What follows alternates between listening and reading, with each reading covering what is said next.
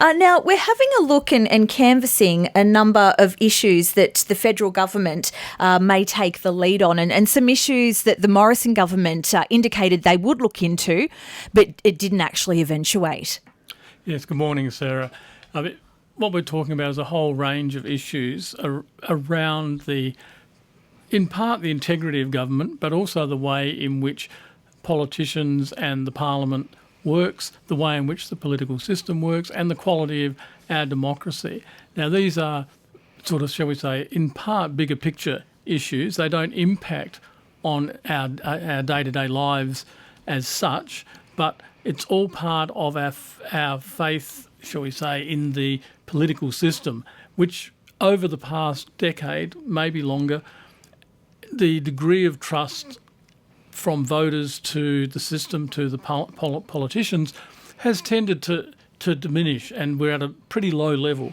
Part of what needs to happen, and I think this is sort of seen in the way in which people have voted and their lack of support to some extent for the two major parties. Oh, definitely. Is a need to establish the integrity of the political system, of the parliament, of the way in which it operates. And there are a whole range of issues, and there have been a number of reports, in particular into conduct within the parliament. There's the Kate Jenkins report, which came out earlier this year, I think, or late last year, dealing with actual behaviour within the parliament. Then there's the culture of the parliament. Yeah, so things to do with sexual harassment, abusive behaviour, consumption of alcohol, the way in which... the bullying. So we've heard a lot about that, obviously, in recent times. Some of these issues were, when Kate Jenkins handed down her report, I think there were about 28 recommendations, and the Morrison government indicated that they accepted in principle the 28. They didn't really jump in and do a lot. They did begin to get some things rolling, but of course, with the election, that all got put to one side. The Labor Party, now in government, they've indicated that they want to pick up those 28 recommendations, and they also want to pick up the 55 recommendations from the Respect at Work report, which sort of overlaps. The two reports sort of work together in some ways. In particular, I think one of the issues which was a sticking point for the Morrison government, but which the Labor government now thinks has taken a slightly different tack, and that's the issue to do with duty of care in the workplace, that employers should have a duty of care and have a responsibility to ensure that bullying and sexist behaviour, racist behaviour, all of those sorts of things are not part of the workplace culture. And as I said, to make the employer, the organisation itself, responsible and accountable, which is in many ways an important step forward, because basically people need to feel safe when they go to work. And at present, the reports coming out of the Parliament is that it's not a particularly safe place, or it's not perceived as a particularly safe place for the staff who work there, especially the administrative staff who have to do all the hidden work that most of us don't even know about. So by starting in-house, obviously rebuilding that trust, fixing some issues that possibly have been going on for a long time, and then building trust with the general public once more. Would this include political staffers and looking at their role as well? Oh, most definitely. They're, in some ways, political staffers are both, at least in some areas, are very powerful because they control who gets to see their particular politician. In particular, their minister. If they're working for a minister, they can make life very difficult for people who have who aren't on the inside. They can make it very difficult even for members of the same political party to see their minister or their particular boss, because they control who gets in and out of the room type thing. And that can be quite destructive for effective workplace political activity. There's also the other side of the coin, that staffers are themselves particularly vulnerable. They work more or less around the clock. They're on a 24-hour call, basically, particularly if they're working for ministers.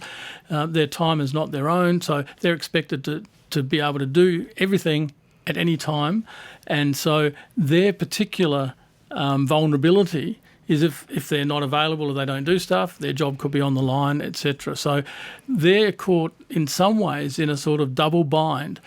They have to ensure that their minister's protected and not vulnerable on the one hand. Damned if they do and damned if they don't. So, yeah, there's a need to try and clarify and codify who has what responsibility, in particular to ensure that staffers aren't taking the rap for ministerial mistakes, that they're not the ones who are sort of putting their hands up and say, oh, that was my fault, I gave the minister incorrect advice, where what often happens is that the minister tries to keep it a distance. The political manoeuvre is to have deniability. So, Jim, by going through and having a look at some of these issues that have been present and have been in-house for quite a long time, do you think that's going to resonate with the average Joe Blow at the moment when we're sort of looking at going to the shops, we're paying more for groceries, interest rates are going up, inflation, day to day we're going, wow, like we're feeling the pressure here. Do you think is that going to get any brownie points at this point in time? In the short term, Sarah, I would say not immediately. But in a longer term, and it's not an either-or situation, the government needs to get its own house in order, and no pun intended, but they have to sort themselves out to ensure that they begin to re-establish a sort of a better relationship with voters, and voters want to be able to have faith in the government or trust in the government, that when the government says, look, we need to tighten our belt on this or we need to direct spending over here, that voters can actually say, oh yeah, okay, I get that. They're trying to do the right thing. I don't agree with X or Y, but they are at least trying to do the right thing. Now, we're not going as voters to say, well, we're going to tolerate the government's budgetary priorities if basically we have no faith in the system that enables them to make those decisions. So it's a longer term issue in terms of how it impacts on ordinary voters, but decisions by governments about budgets, about spending to support people and to offset cost of living issues and to make one decision rather than another, our willingness to accept those decisions depends on whether we have faith that these, or have confidence that these decisions are made in good faith. And we won't have that if we believe that the system at the heart, shall we say, in the parliamentary arena is basically corrupt. It's broken. It's broken. Yeah. Jim Joyce, thank you so much for popping in and having a chat with us today. We'll catch up with you in a fortnight time. I believe I will still be in for Mark, so looking forward to that. 2NURFM.